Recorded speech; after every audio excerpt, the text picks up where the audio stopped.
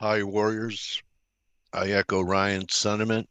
Let's have a great week. How you doing, AJ? And we have Michael. How are you? Michael Weissman, Mike Delfino, Richard. Bran. You always have beers up there, buddy. And AJ. Okay, so let's go to work. Hello, team. Hey Hello, Dale. Ryan. Came in. Morning, Dale. Stell. Blake, it's amazing you're up after a long ride. Okay, I want to And good start morning, here. Dale. Yeah. Let's start off with the dollar. Had that strange reaction, guys, on Friday, put in a reversal day. Um, I'm not convinced. How about you, Ryan, about this being a low? No, I'm not convinced. I think we're seeing a bit of a two-way fight in the market between thinking about Fed being hawkish or dovish, and we're swinging around the data, aren't we? Yeah. So I would be if we closed over 101.70 by Friday. Okay, that would Yeah. be a two-week reversal. But you guys know why I have a hard time liking it here. And you don't you do get bottoms when you get a confirmed low occasionally. That's when I get tripped up. But this just the momentum here. And I still think a more classic setup would be to get what Blake was talking about last week. We still get the flush to the emotional big round number of par and underneath it. And I think that would set the stage because I don't think momentum would confirm if that happened. That being said, I don't think today's the day to short the dollar either, with euro being weaker than cable. Could be. Yeah. On the other side on your Dixie chart, we continue to make lower lows so until Right. that scenario breaks. Correct. Yeah. Yeah. And go to Kman on the 134 resistance on US dollar yen. Yeah. What do you think? Sorry, we're turning around, right? There's top of the daily cloud around 134.5. Could be turning around here for a while. After Friday's reaction on the dollar, I guess we are going to range trade a little bit, driven by the yields again, once more. But the equity markets are not really in a hurry to pick a clear direction. So I guess the dollar is going to range a little bit more. Most important event you're looking for this week? Coming in. The most important event or news that you're looking for this week that could be decisive?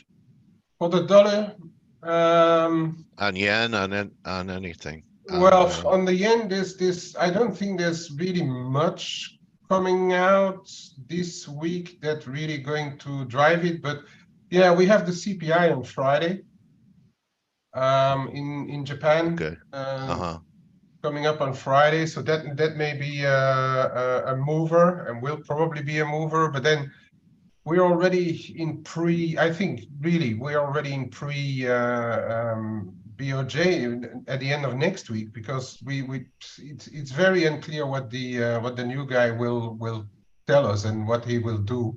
Likely not too much, but there's really diverging opinions that they may already do something in April, but we don't know really what. So I reckon on the yen side we are going to jump up and down.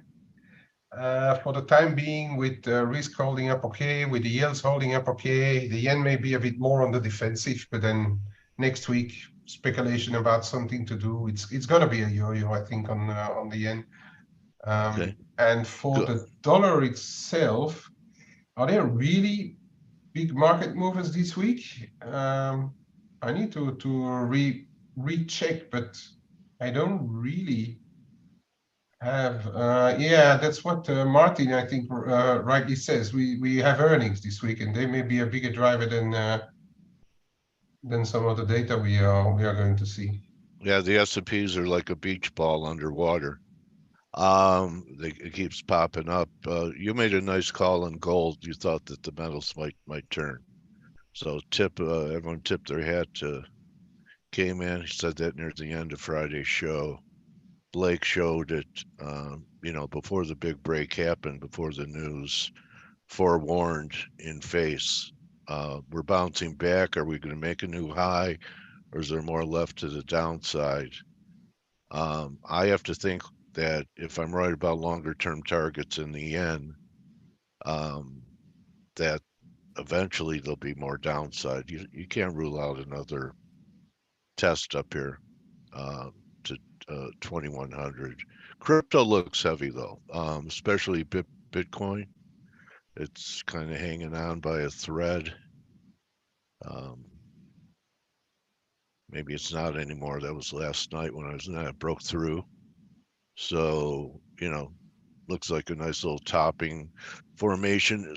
I was thinking this was a triangle, and just something I learned from Grega and Jim Welsh that wave fours can be triangles, which if it is a wave four, that implied that this was 5.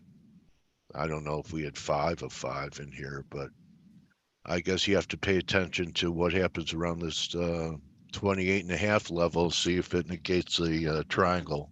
But it looks pretty heavy to me. I don't know what's taking it down today, but with what Ethereum did, and then Blake also mentioned that Ethereum was reaching a 1.618 target, I believe was some fib extension up there. And that's really the board. I guess we could talk about S&Ps.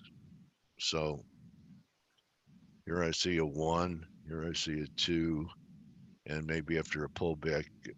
On the 4-hour chart, the last couple highs haven't confirmed.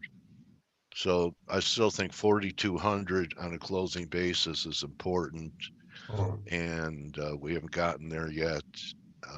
We close above 4,200. I think we'll be at 43 in a heartbeat.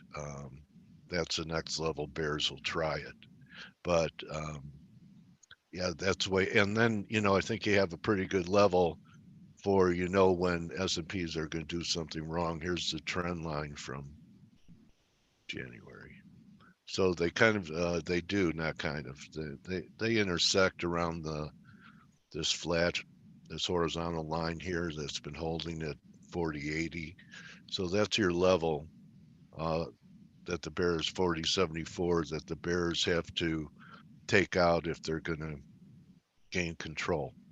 Until then, yeah, 41.90, 41.80. I still think there's more left, even if we are going to turn down. But there's your line in the sand, which is always good to have. And just one thing, say for example, we took it out and you did get short up here and you start breaking down. I've heard myself say, because I wasn't short from here, oh, darn it, I missed it. You didn't miss it. You just finally got a signal, right?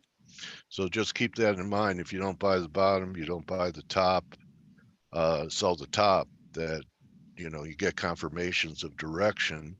Just because you don't have a lead into it doesn't mean that you can't take the signal. And that's self-talk for me right now. I don't think Stell is here. How about Steve Volga? You around? Steve's not around. I'm here, Dale. Oh, how are you, buddy? Good. How have you been? I've been okay. Any feel for, kind of a quiet board today after Friday? Anything stand out? Do you think the dollar is still this low is going to hold, or you think we'll flush it? I think that this low won't hold. Okay. But we might have a little bit of a rebound first. So I'm not implying that, today we're going to be rolling over and, right. Just plunging through it. I don't think that's the case. Okay. Do you have a line in the sand, Steve, where you would start saying, you know what, the dollar, there is something different technically going on in the dollar, and it's probably going to have a pretty good bear market rally. In order for me to start looking higher for the dollar, and not just like a short-term rebound. Now depends on the time frame, right? First of all, I would want to see a higher high from the previous high that we registered at 105.75, whatever that was. Okay, all the way up there. Okay. But shorter term, to open more upside for the dollar, I would want to see 102 is the first resistance, and then I would want to see 102.75 being taken out to start looking, for a big rebound. Until that happens, I think there is no technical reason to be looking higher. Okay. You think the gold break is for real or just a one-day wonder? First of all, there is a good technical possibility that the metals are going to be headed for some kind of a corrective move, right? We've seen very, very strong moves to the upside. So a pullback is warranted, and that also fits with a little bit of a rebound in the dollar.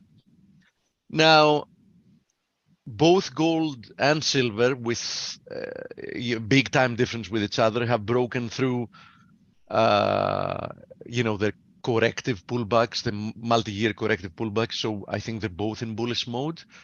Yeah. Shorter term, we might be seeing a little bit of a wedge breakdown here in gold.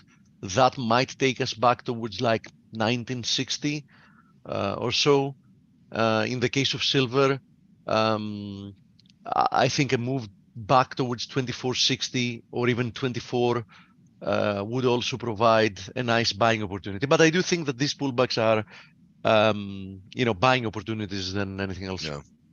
Well, that long-term breakout line that we had here, that Blake pointed out, I think goes back several years, comes in around 1920-ish.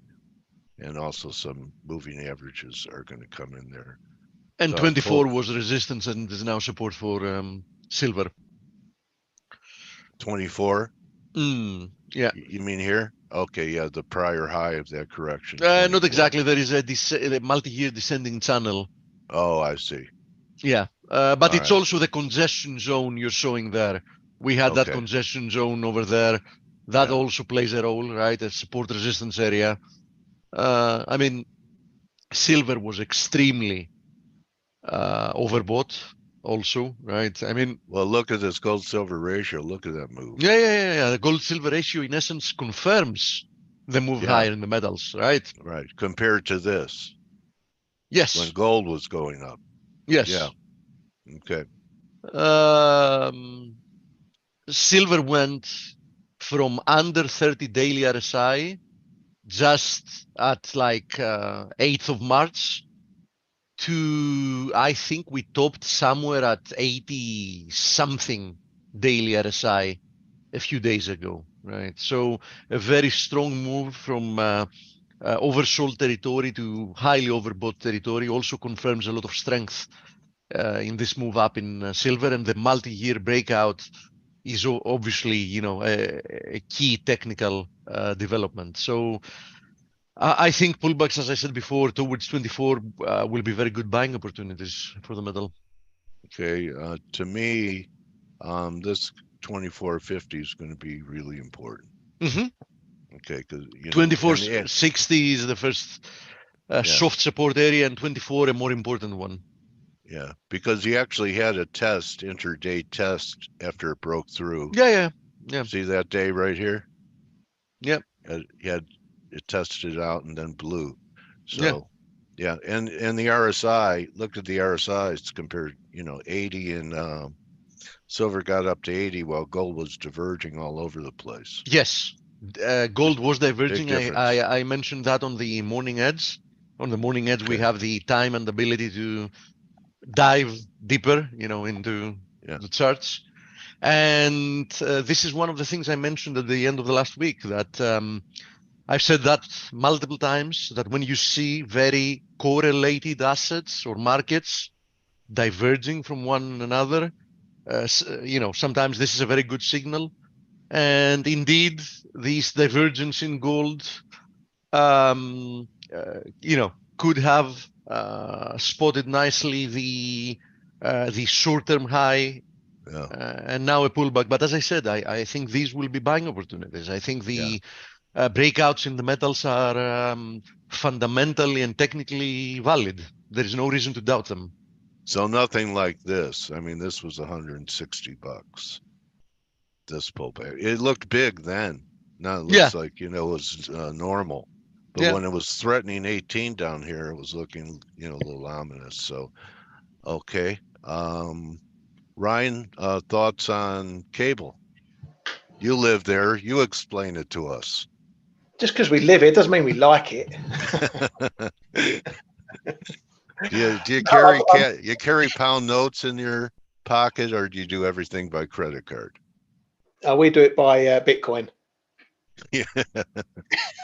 Yeah. You go shopping and your bill goes up or down 20% by the time you check out. Yeah. I've still got shillings in my wallet. Right. Yeah, cable. A lot of these dollar pairs all looking the same. They all nicked a new high, all broke previous highs, and then have all faded. So really, it could go either way. You just have to look at, you know, cable. It's still keeping the trend. Okay. Yeah. Again, you know, talking like we did for the Dixie, you know, until it starts breaking these higher lows, the trend remains in play. So it's really, you know, it needs to get under somewhere like 23, 22.50, and then you start thinking, well, okay, maybe we have turned the corner. But even the low so far hasn't got down to that prior low last week. So that's your basis. You know, you've had a couple of 4-hourly candles, and the lows are down at the same place. You know, if you want to know where the price has got to beat to go lower, it's got to get below that. Same thing with euro dollar right there. You've got 3 candles all round about the same lows. Yeah. Round about that 109.60.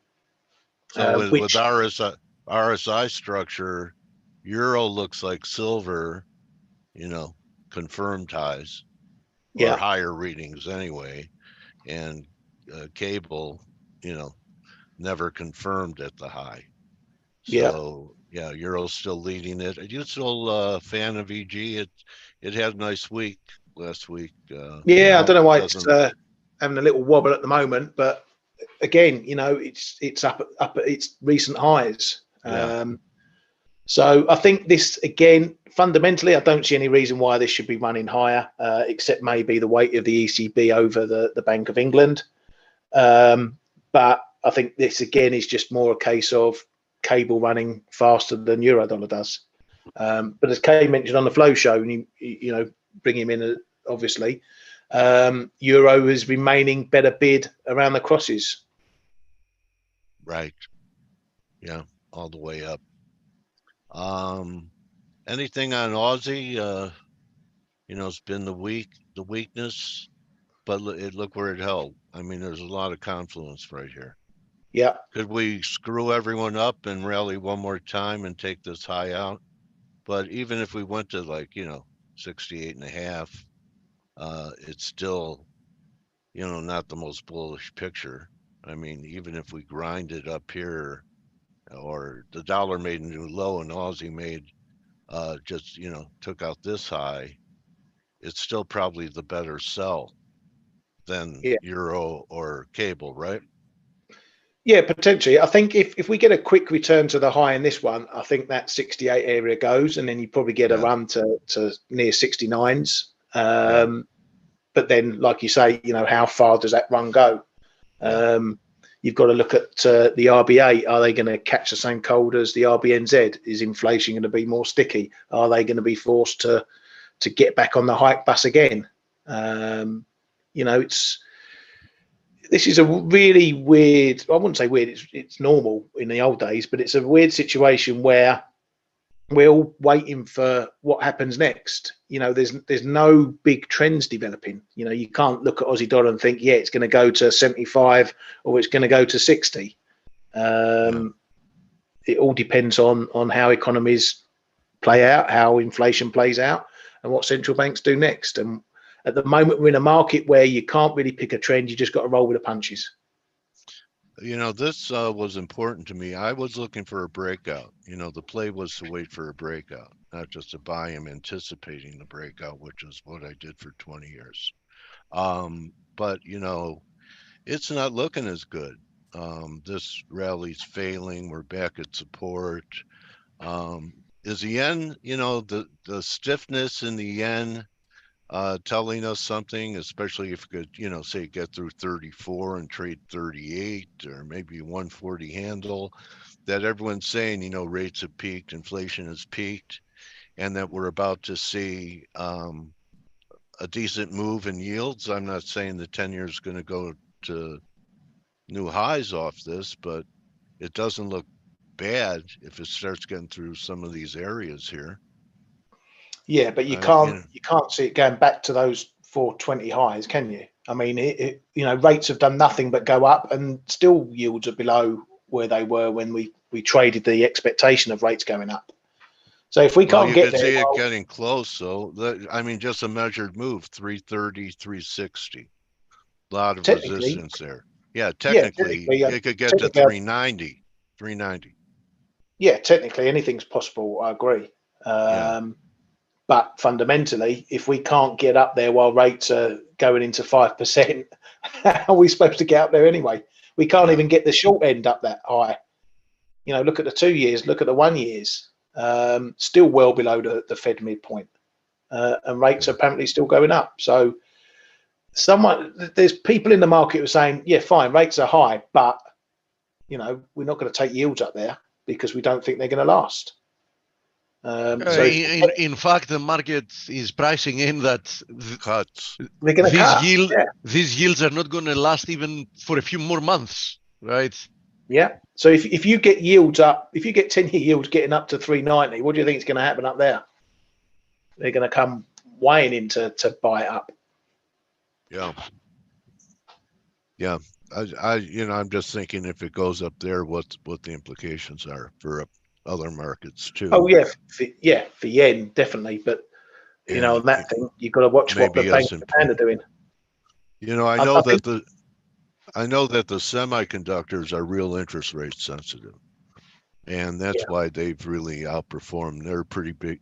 You know, I just keep looking at a few leadership stocks, and Apple's got to keep going. Microsoft is right on the ledge. NVIDIA's been a leader. It did nothing last week during a good week. So there's some things in the market, especially on the tech side, that if yields are going to 390, that kind of takes away one of the pillars of the reason for the rally of mega tech and semis. So just something else I threw into the Pinkert stew. I love a bit of Pinkert stew with a bit of bread. Yes, with matzah, unleavened bread. So, Blake, I know you had a long afternoon and evening. Anything you want to say to your crowd? And you know what? You gotta. I don't know if you feel like doing it, but when I watched that video of Roman making that save, first of all, it was unbelievable the way he extended and made that save. But I thought, you know, that's what you and the team do every day in ForexAnalytix. You guys make saves for people by, you know, calling them when they might have FOMO, showing them an alternative view that could save them money. So there are lots of saves that go on in the community. That's what I thought about. Oh, well, thank you. You know, and I look, just to appease, well, to me being a proud father, and since you mentioned it, I'll just show everybody a quick 10-second clip of this weekend. This would be my son's the goalkeeper, for those of you that are football fans, and yeah, they won. They won their division in the Southern Mountain states in the United States here, they're pretty much kind of the top tier for being 15 years old. Anyway, they're going to nationals in a couple months, and so we just wrapped that up this weekend. It was a great trip. I mean, obviously it was a lot of fun, and a little tired. So I am a proud Proud father. Hey, I was actually just looking at a few things. You guys were talking about the sterling, and it's hard to explain the sterling strength, and I think it is too. But one of the charts that I was looking at this morning that really, I mean, I don't know how the sterling's going to perform against the dollar, but look where it's at versus the euro, and you can actually see a really big reversal. And it's just been building actually over the last hour. I mean, this candle was not as big about an hour ago. It's really reversing from a 618 horizontal resistance, triangle resistance. So if you take the dollar out of the equation and you just want to play the sterling as a whole, in a different way, you can look at the euro sterling. Where your risk is, and that's kind of what we do as traders. We just try to figure out where the risk is. It's been a really relatively quiet market since Friday, and the market continued to grind, kind of bounce back. I guess I want to point out just a couple of things. The S&Ps, we were at range highs. We sold off following the retail sales numbers, popped back up and just kind of grinded higher. But you can see where we're stalling. I don't know if there's like this huge impetus of excitement right now to be involved in the markets. I was looking at some of the stuff that was happening over the weekend over this week as far as data goes. We do have some Chinese data coming in today and this evening, so that's going to be kind of telling if you're an Asian trade. For the rest of the week, we got some CPI out of Canada. We got inflation data out of Canada. We have inflation data out of the UK, out of New Zealand. How are you guys feeling in the UK as far as inflation data goes? Because I know it was a rough winter for you all, even though it could have been worse if the weather didn't cooperate as much. But how are the pressures there in the UK? Ryan, Kman, what are your thoughts there? Hello. Okay. Oh. No, well, I can say there's no real change. Prices are still going up. Prices are still hot. I don't see any significant changes coming until energy prices start coming down significantly. At the moment, they're just going to be held as they are for the next foreseeable few months. So is the Bank of England going to be receptive to that? I mean, are they, everybody seems to be very down on Bailey and his ability to raise rates, to keep up with, to really squash inflation here. What are your thoughts? If you listen to them, they're close to a pause. And I've been saying it for months. I still think they're going to 5% at the least. Okay, so the market doesn't believe it, and so that's in essence that would be pretty bullish the sterling, I would think, if people like, oh my god, they actually continue to raise rates. But I mean, I look at like the price action, and we are obviously stalling at a really big level. I mean, this is a lot of people are looking at this big inverted head and shoulder pattern, range highs. It's not selling off, but then again, it's not really building on this the strength here. So that's going to be an interesting one. So thanks, Ryan. I just wanted to hear your opinions since you're obviously boots on the ground there. Now, a couple other things that I think we should view is you got to look at crypto. Bitcoin's coming off here, and we're actually coming down to, I'm going to say that this is pretty important support. That was the breakout point. It's a nice bullish wedge breakout point. A lot of people would say that that's a ending type of move, whether it's coming out of a triangle or a wedge, however you guys want to look at that. The fact of the matter is that, but I like that better than the other one, which is the one Ethereum. No, I mean that chart, where you have the line drawn, instead of it being like having a straight line across makes it more of a than that. That's what I had. I like that. Yeah, I like that. Can I copy that on my chart? Yeah, absolutely. Right. Yeah, why not? All right. So, but any which way you look at it, it's starting to fail up here, and then you got Ethereum, which is the bull flag pattern over. I mean, as I often say in technical analysis, it's not perfect, right? So, Yeah. you know, hand grenades and oh my God, what did we just miss some data? What Empire State? Empire State flipped around. It was minus 18 expected, came in at plus 10.8. Oh, wow. That's a big number. And the dollar is responding. I mean, we're seeing the dollar, you know, firm up here. So let's pull up the dollar index. By the way, the dollar index real big pivot off of these lows. You know, really big support here. But that's a big number today. So anyway, rates going higher. The yen's right. Yeah, I mean, you got the yen's struggling at this 104 level, but yields are popping. Look at the 10-year here. Yeah, they are moving. So hey guys, I know today's, well, for me, and I feel like a little drowsy, but I know this week we still have a lot of data coming out this week. We're going to be covering it here live every day on the F.A.C.E show. So I want to thank everybody for being here. Dale, thanks for always, you know, guiding us through the session. Pleasure. And I know you have an interview coming up, so I want to say, Kman, Ryan, Steve, Dale, thanks guys. Thank you. Okay, get Cheers, some guys. recharge that battery, buddy. And listen, team, thank you. You know, I look forward to every morning, even though it's early. You know, the day would be emptier without doing this. It's I'm addicted to F.A.C.E. We're addicted to you, Dale. Thank you. All right, guys. So we have with us today Arnaud. Arnaud, welcome back to F.A.C.E. Arnaud does Elliott Wave work. He has a company. His handle's at Intel_invest. And welcome back, my trading warrior brother. How are you? Hey, Dale, good morning. I'm doing great, even though it's quite early and almost before my usual wake up are and you go time. where are you that it's early for you? Yeah, Are you in I'm on California? the East.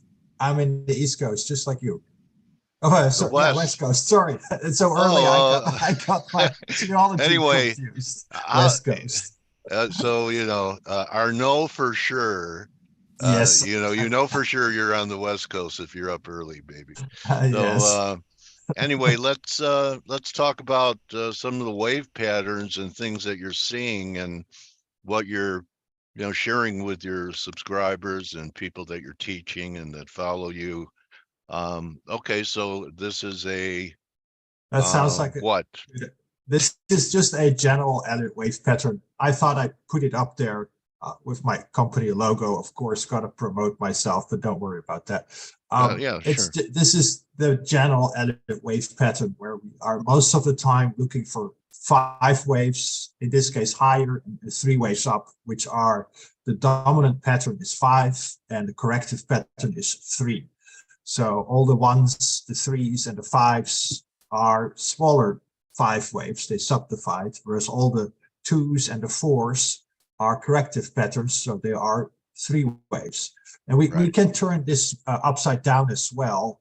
In a bear market, for example, you most of the time have 5 waves lower and 3 waves back up. And in a bull market, you have the way I'm showing it. But since most of the people prefer, of course, to look from low to high, this is the preferred way, of course, to plot a chart. But okay, so you know, so a lot of people are you know, embraced the range narrative, you know, 4,200, 3,800. They're even putting their money where their mouth is. They're selling calls, 4,200 calls, and they were selling 3,800 puts. Are we in a new bull market, Arnaud? And we're about to bust out this range? No, huh? No. That's a very good question, Dale, because that gets me actually to my third slide. My presentation is 2 parts. The first part is about the major U.S. stock markets. Okay. And I think I'm sorry I interrupted you, but you know, you know, I'm just hearing a lot of melt up narratives creeping back into it. You know, 5,400, 6,000. No, I'm not seeing it. I think that could happen, but I still think we have to take out those October lows before something like that happens. I'm I very interested in what you're seeing here. I think you're absolutely right. Might be because you've talked to me before, but because you've talked with me before. I think, as I have read, is as a little bit of a warning that the stock market is getting closer and closer to completing a larger counter trend rally. The dominant direction of those Elliott wave pattern we saw is now to the downside. It used to be to the upside, but we're now in a bear market. And the bear market should last quite a while, and it's probably longer and more severe than we've ever seen before, as I think we're in what we call a super cycle. You can call it a cycle, but a 4 wave, which is of a degree we've not seen in this market ever. That's pretty much where we're at. It's comparable to what we saw in the 1920s when the market topped in 1929 and we got the crash into the 1930s. But that one was very fast and furious. And we are now in a 4th wave, which is most of the time more confusing and overlapping. Something akin to what we saw in the late 60s from 68 to 74. There the market kind of went sideways down for almost 10 years. But before I go back, I always want to make sure that people remember that my work, and actually that's of any other analyst's work, is never 100% accurate. So we've got to have realistic expectations, right? So I'm no guru, I'm no market god that knows everything, and nobody does. I'm not a prophet. So if we have realistic expectations, we can't expect perfection. We cannot ever expect only accurate calls, because we're dealing with a very dynamic environment where there's billions of variables that go in. And was just listening into your previous session with Blake, where he says also with technical analysis, it's not always right, but you try to anticipate, monitor, and adjust. And when the data changes, when you're looking higher but the market goes lower, you adjust accordingly, right? So you use a scientific process. We don't get stuck to a certain narrative and opinion. We are until proven otherwise. Anyway, that brings me back to where I think we currently are. And so far, it's been playing out reasonably well. I forecasted this larger bear market already in the summer of last year. Here's an article of mine. You also called this rally, Arnaud, last time you were on, you were constructive. That's probably why I led off with, are you even more constructive, and are we in a new bull market? So. Well, maybe we are, but I'll get to that in a moment, why I think we're not in more detail. But so this was back in June of last year. So I even said we can actually potentially reach 5,000 in the bear market. Well, everybody, of course, calls me crazy, but that was actually possible in the 70s as well. And this is the article I wrote for investing.com. It's June 17, 2022. I do want to make sure that what I say is well established, that I'm just not pulling things out of my hat. And what I'm comparing the you don't wear a hat. Your hair's too good. I don't wear a hat. No. All right, go ahead, buddy. Thank you. We should be in some sort of regime here, as I pointed out, from the 60s into the 70s. We kind of have a similar economy where the job market was tight. We started to get inflation, high interest rates, that type of stuff. And we're currently probably filling in a similar pattern. Now, I mentioned that it was like a larger 4th wave. You see this Roman red number 4. Which is of a pattern that is quite similar to this blue 4 and this purple 4, let's call it purple, and this other blue 4. And all of those were 4th waves. And all of those were of a kind that we call irregular expanded. Now, we don't need to know exactly what that pattern is, just that we have seen these 4th waves at different degrees before in the stock market, and they all had a similar type of pattern. Even this little black 4 here, sorry if it's maybe a little hard to see, was also, as a little overlap here with the labeling, again, a 4th wave of a flat. Second waves since the 1930s, here's the market crash in 1929, 1933 or 32, zigzag, zigzag, zigzag. It's a certain pattern, whereas those were second waves. 4th waves were flat, flat, flat. So if we are now in the 4th wave, and so far the market is behaving as it is, then it should be also a irregular expanded flat. Back in June, I thought, it's hard to see here, we would drop here to about 3,000, 29.91. I think we got to as low as 3,200 in October, something like that. 34.50. 34.50. And then I thought we would go back to at least 3,700. So we've already surpassed it. So that has worked out reasonably well. And once we top here, though with further analysis, so this is a very crude map, right? This is very crude, just to kind of give people an idea of what to expect over the next, as you can see here, 10 years, we're going into the 2030s before we're going to go lower. And then, of course, you can fill that in with more color. So here is more details, zoomed in view of the S&P 500. So we have the same labels, right? The red 4, the blue 4, and this is the blue A, the blue B, you see. So this wave 4 is what we're going to call subdivided. Remember, the corrective waves were 3 waves, A, B, C. That's what we had on the very first slide. And we had impulses to the upside, 4, 5. So we're now subdividing this larger fourth wave in 3 waves. Those 3 waves are going to subdivide into smaller waves. It's going to subdivide into smaller waves. Right? That's the fractal nature of the market. And we bottomed here at around, I believe, 3,500 ABC higher. We should now be working on this black C wave. Potentially might have already topped, but I prefer to view this as still going on into later this year. And I'll show you the narrative why, which is important for people, I think, to understand. We are in what this is a counter trend rally. So I showed you in June, we laid out that we would bottom at around 3,000, rally to at least 3,700, and then back, and we got 3,500 and a little bit over 4,000. So not too bad of a very crude roadmap. Filling it in, we should top here between 4,100 and 4,500. So, as you mentioned, are we going to see a melt up to 6,000? Not yet. I don't think we'll see one until much later this decade. And this would fit with the 1970s, what we've seen before. This is called irregular because this B wave is going to go to a new all-time high. I see. Why do I think that is? Based on previous patterns we've seen, for all these fourth waves, they've pretty much all been irregular. So it's logical to assume, when we assume, we can't know for sure, but logical to assume that all the other previous fourth waves were irregular. This one should be probably irregular as well. The other thing is that from a Fibonacci and a wave point of view, the top we made early 2022 fell a little bit short. Others, and me included, and others meaning other edit wave analysts that I highly respect and are really, really good, we're looking into the low 5,000s, and we never really got there. So something is missing. Then I always say the B wave will do the trick. If the third wave doesn't get there, the B wave will do the trick. I've seen it so many times on so many varying degrees, and I keep telling it to my members. I say, well, this third wave should actually go based on this standard pattern that I showed at the beginning of our interview. Should go to this certain level. It didn't. It fell a little bit short.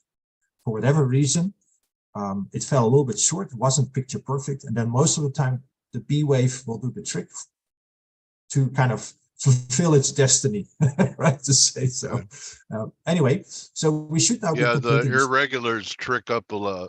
Really, oh, they do. They are really tricky. Yeah, because well, they think, market participants think that you're getting a breakout, and all it is, and they don't understand that a B wave can take out an A wave high and still be an ABC. Correct. So correct. Read about them, because you see a lot of those, don't you, Arno? Absolutely. So the last one we had was actually the top here in 2020. That was a B wave top. And then we got the devastating coronavirus crash.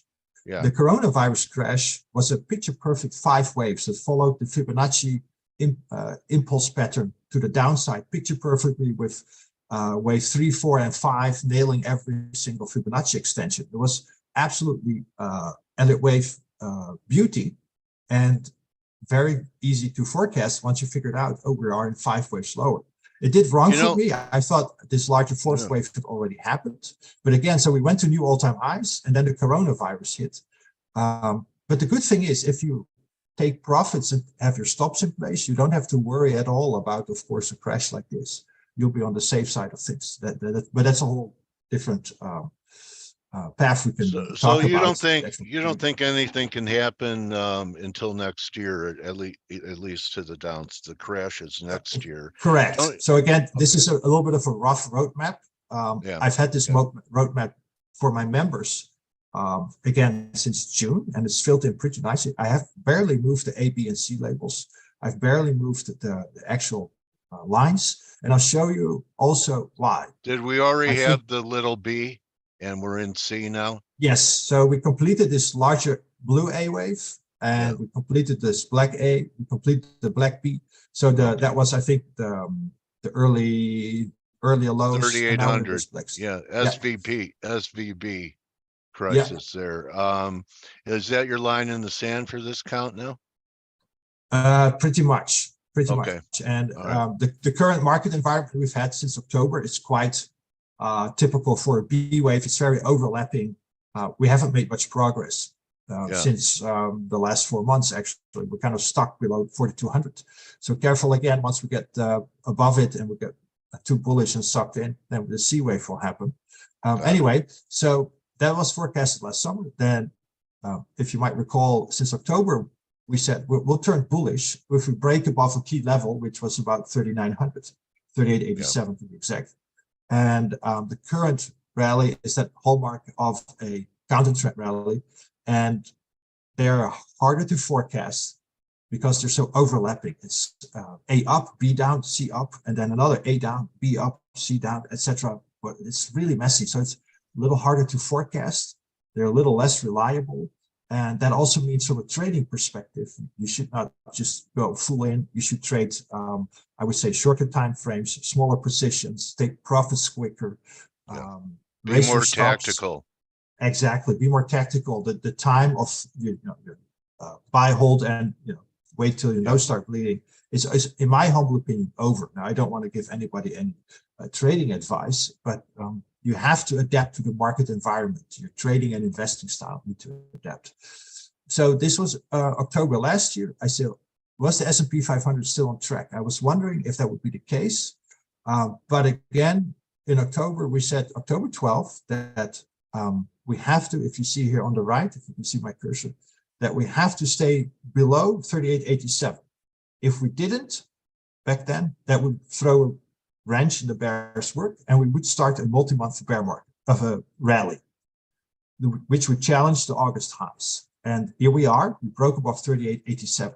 So that's the beauty of the other wave. If you have these key levels that you know that if they get broken to the upside or downside, it invalidates a certain pattern you're tracking.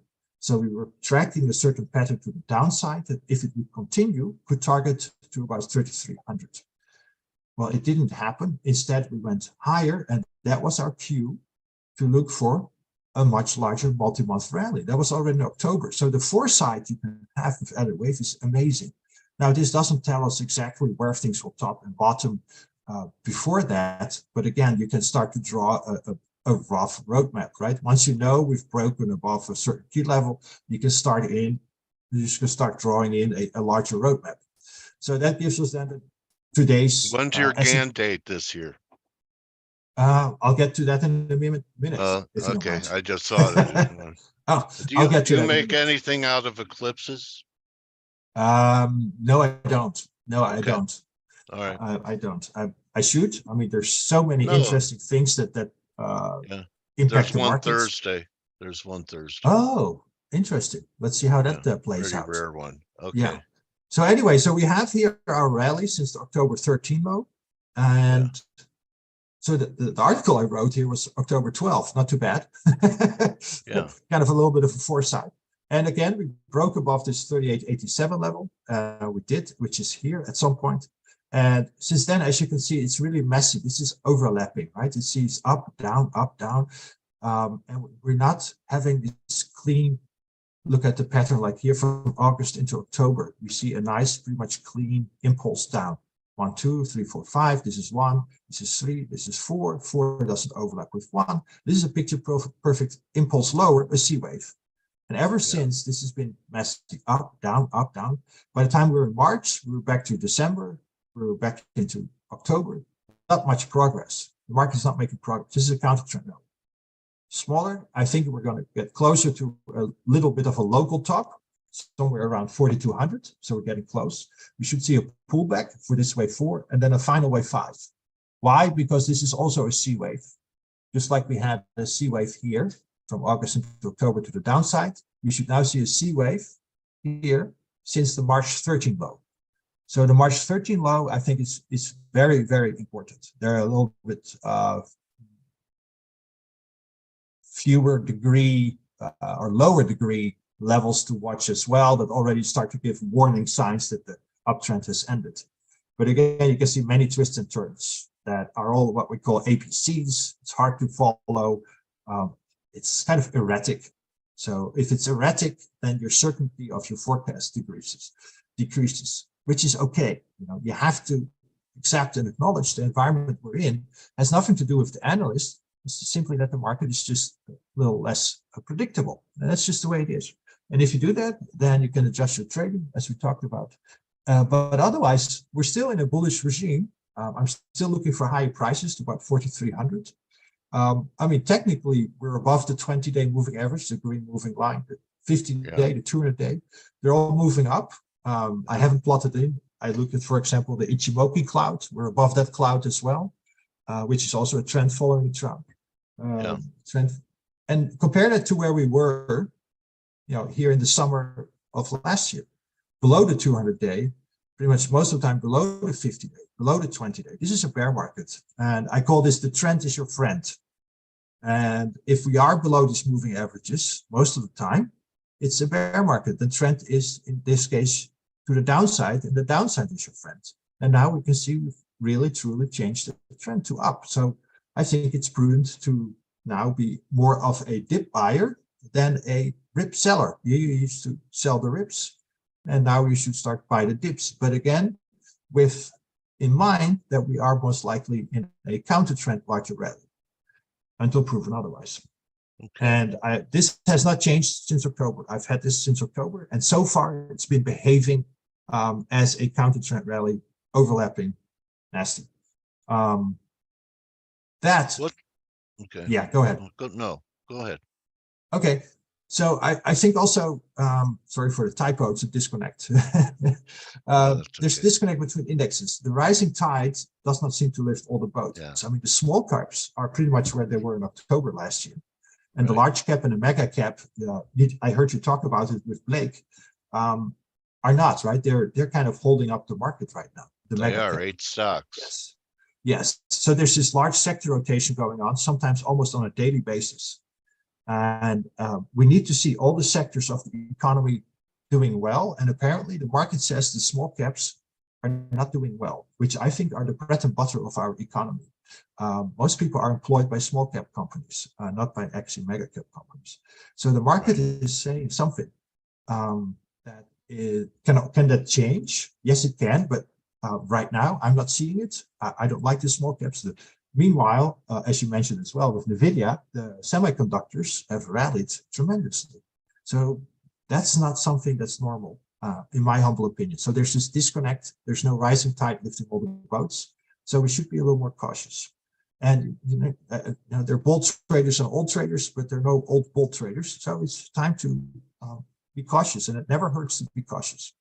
So then we're going to go to the last point, seasonality, the oil Dow Jones relationship, and gone. And they all point to a top this year. If you have a few minutes, we'll go over it. So this is seasonality, the average of, in this case, I believe 36 or 40 plus data points for the Dow Jones during pre-election years. Right? We're currently in the pre-election year. I kind of want to compare apples to apples and not just look at a general average. And this one is looking for a rally into late April, early May. Correction, and then another rally into July, potentially September. We kind of have a double top. Now, this is not about the amplitude, the exact, percent gain. It's about the direction. So we should see a top in April, a drop in May, etc. So it's about the pattern, not exact about the percentages. We shouldn't think of, it went from 6% to 7%, the Dow Jones. No, that doesn't matter. And it's worked out reasonably well so far this year. Doesn't nail all the turn dates exactly. It's an average, but this is a general detailed roadmap. So Most of the time we'll have that saying, right? Sell in May and go away. Yes. That seems to be the case. But we might see a summer top. Most of the time, kind of markets do, on average, rally into the summer, low volume months. And then, of course, we get seasonal weakness into September, October, when most of the bigger money managers return from the Hamptons and start selling what all their interns have made during the summer. That's kind of how it works. Yeah. So if we then look at another relationship, it's the oil Dow Jones relationship. And this was found, and it's publicly available by Tom McClellan from McClellan Financial Publications.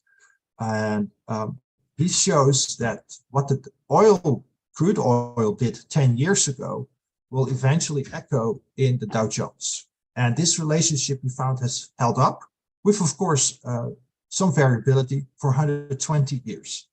And it's not exactly 10 years. It's not like on the date, but pretty rough. Within a couple of months, you will see that when oil topped in 2008, then the market will see a correction in 2018 and vice versa. And this is type of similar, that we're not looking at the exact amplitude of the moves in oil, but about the direction. So I found this, and it's doing really well. So Tom went back all the way to the early 1900s and found that this relationship holds up most of the time. Again, nothing works all the time, right? Nothing works all the time in the markets. There are some exogenous events that kind of throw things off. Whatever happens, it's fine. But if it happens most of the time, I think you should pay attention and use it to the best of your ability. So that then brings me to that relationship, which if we zoom in to what oil did 10 years ago, which is of course 2013, we see here in 2012, if we go back even another year, that oil topped in February 2012. When did the Dow Jones top? January 2022. That's pretty darn close. And since then, you can see oil has been quite messy, overlapping counter trend rally. And it shows us we should see a counter trend rally somewhere into June, July. All right, that fits kind of well here with average seasonality. That fits well with the fact that we're still looking for higher prices, local top, but not the top just yet. And again, this slide is just made for price relationship, not time relationship. I'm just trying to work with the space available. A lot of people always ask me, "Oh, so you see a low in May?" Yeah, it's possible, but I'm just trying to put things into right. allowed space. Otherwise, it's not easy to read anymore. And then we should see a big crash starting in 2014. So this one. Again, this relationship is held for 120 years. So I think we should listen. That fits with the added wave, correct? The C wave that I'm looking for. It starts to fit here with seasonality into November. Negative, down. So all of it starts to line up.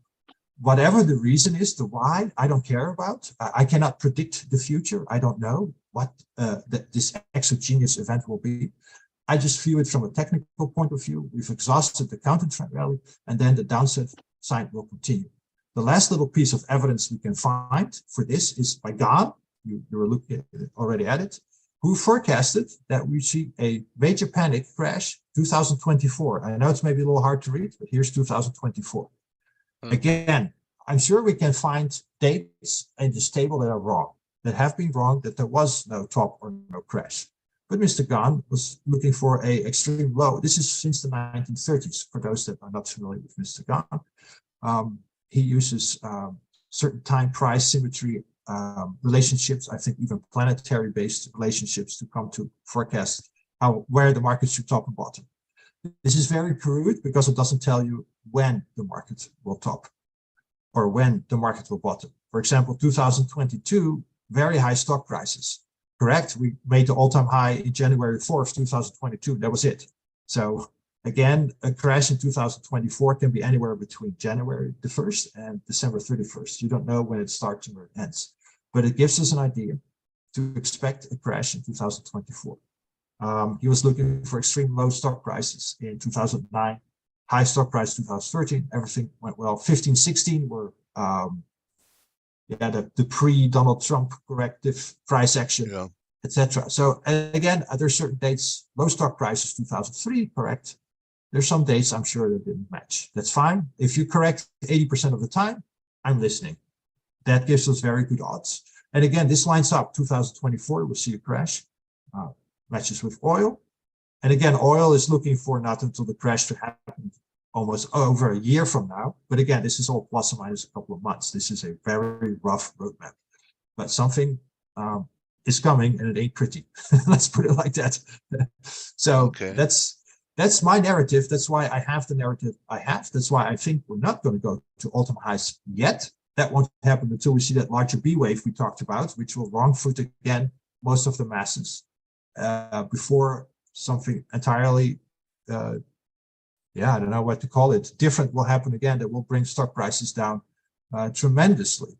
I mean, that would be if we go back here, I mean, this crash, I cannot even fathom and imagine what the cost will be or how fast and furious it will be, but it will probably Well, we just have to concern ourselves for now what might happen next year. Oh, yeah. So start we're this concerning year. us about this. This week, we cannot position ourselves for it. We cannot be bothered about it. I might be wrong. I don't think so.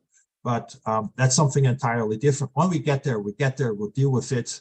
And after that, the bull market will resume. And I think there will be many decades of good times ahead. This is not the end of the world, not the end of society. We just need to go through probably a large correction to get rid of all the froth and excess we've had in the markets and in society based on quantitative easing, zero interest rates, and that type of stuff. The easy money is over, and that's normal. We need to get rid of it to kind of go back to a more healthy, in my humble opinion, healthy free market society where we don't have the constant injection of artificial money by one institution, but we need to get back to simple market dynamics. Getting back to normal means yes, taking the pain finally. And Arnaud Tertier rests his case with confluence of seasonals, GAN, and Elliott wave, and great narrative you laid out for us. Appreciate your giving spirit to lay it all out on the table for us, Arnaud. Oh, you're welcome. You're so welcome. That time just flew by. Okay, well, it's always great having you, and love your case. What's your doctorate in, Arnaud? Environmental sciences. Okay. Yeah. Yeah. All right. So I'm a numbers guy. I love numbers. Just a scientist. And these numbers speak. Global warming or a mini ice age coming? Oh, currently global warming. Absolutely. All right. Yes. I'm in the ice age camp. Anyway, so I'm crazy. Anyway, Arnaud, it's really been great talking to you. And likewise, thank you. My trading warrior brother, I wish you success on executing your narrative, and all the people that you work with and guide, that you guide them through these treacherous A, B, C, D, E, F, G, X, Y, Z. Yeah, right? It's been something. Woo, wow, It's been fun too. Absolutely. And the best way, people, to just reach out on Twitter at Intel_invest. And you want to give your web, and that's your right there. And then your website is Intelligent Investing. Is that it? Yeah. Intelligentinvesting.market. Oh, .market. Okay. Yeah. So check Arnaud out, and the roadmap he put out here could change, but every once in a while it's good to have guidance from someone with experience. You can't learn it, but you can learn from those that have it. Thank you. Very well said, Dale. Thank you. All right, buddy. I'll be in touch with you on Twitter. We'll talk again this summer. Wonderful. See how things are playing out. And everyone here, thank you. I hope you enjoyed Arnaud, and you could join the team in 11 minutes on the morning edge. So go take a shave and get ready for the edge with the team. And I'll see you tomorrow for Turnaround Tuesday. Arnaud Tertier, thank you for your time today, buddy. Thank you, Blake. It was a pleasure. Really fun to do. Okay. I'll be Blake for right now. I hope he doesn't mind. Did I say But, Blake or did I say Dale? Yeah, he said Blake. It's all right. Sorry. I'm younger now. I feel so much younger now. Anyway, thank you, Arnaud. Have a good one, buddy. Thank you so much. Yes. You're All right, welcome. man. All right, Take and care. I'll see everyone. And see you tomorrow. Turn around Tuesday.